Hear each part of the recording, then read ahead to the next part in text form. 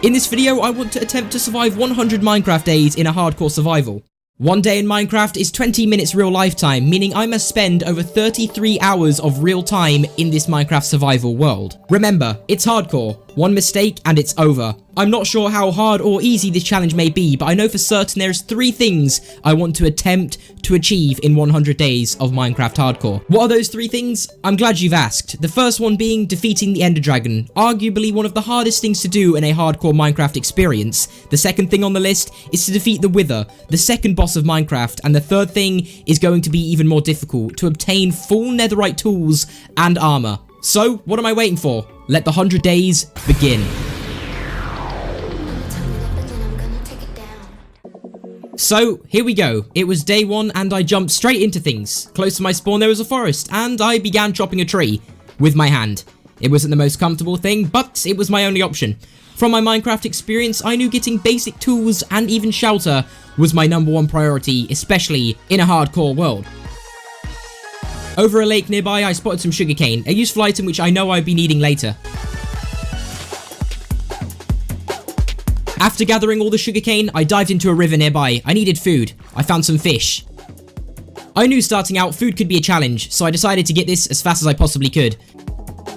Once I gathered a few fish, I went off exploring. I tried to find somewhere high up. I tried a tree. I got on top and I looked around for pigs or cows or anything. Luckily for me, I spotted some pigs. After I took the food I needed, I decided to take my pickaxe and start digging down. I needed temporary shelter. It was nothing great, but it did the job. Took my crafting table and I started going lower down into the ground. I crafted a furnace and instantly put my food in there. My hunger was already beginning to deplete. While I was letting my food cook, I decided to go to the overworld and chop trees until the sunset. And there I was. The first day was coming to a close. I stood there and watched the sunset. But not for long. I needed to get back down to my base. I knew that things were about to get very, very scary outside. So I then decided to spend that night mining for all the essentials. Coal, iron, and maybe even some diamonds if I was to get lucky. I didn't find too much iron, but I found enough for a pickaxe and a sword. So I decided to craft both of these.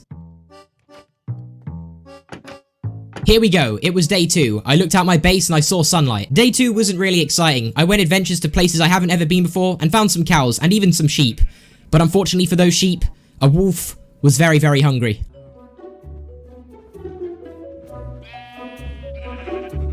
Anyway, it took me so long to get these cows back to my base, the sun was already beginning to set. I gave the cows their new home and trapped them in.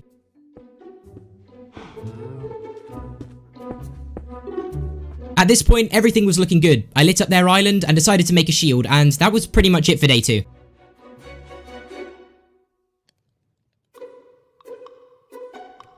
Day 3, things started to get interesting. I took my iron pickaxe and my stone pickaxe on a mining trip and found a cave. I knew that I needed iron and I needed armor and I needed it fast. I found loads of iron. In fact, I nearly found a whole entire stack of it. I knew this would be enough to make all the essential tools and even some armor. I was very careful walking around this cave. The lava could have got me out the game instantly, but I turned around and there it was. Diamonds, just over the lava. Unfortunately for me, it was only 2 diamonds, but it was diamonds and I took them. After getting the diamonds, I knew I needed to get out of there and make the armor. On my way back, I found my first enemy, but it was no problem, and I took care of the zombie pretty easily. I then went back up to the top and made all my armor. And there it was. I stood there with my full iron armor on, and I was ready for day 4.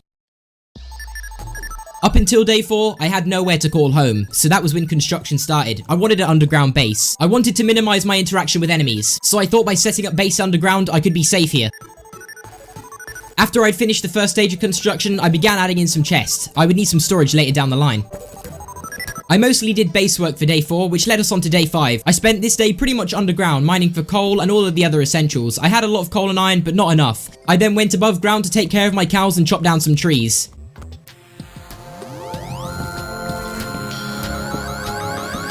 Day 6, I was mining for absolutely ages. I came across a bunch of enemies, but also some valuables. Gold, redstone, lapis, and even some diamonds.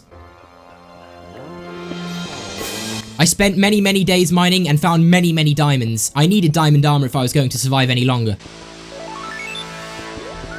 For day 9, I went back above ground. I needed to set up my farms and get my cows breeding. So that is exactly what I did. And also the cows seemed pretty happy to see me. To start day 10, I decided to smelt everything I had mined from the previous days, and I even saved up enough diamonds to build a diamond pickaxe. This could take me on to the next stage of the game, the Nether. It was the end of day 10 and the start of day 11. I decided to go mining for obsidian because I knew of course I'd be able to make a nether portal.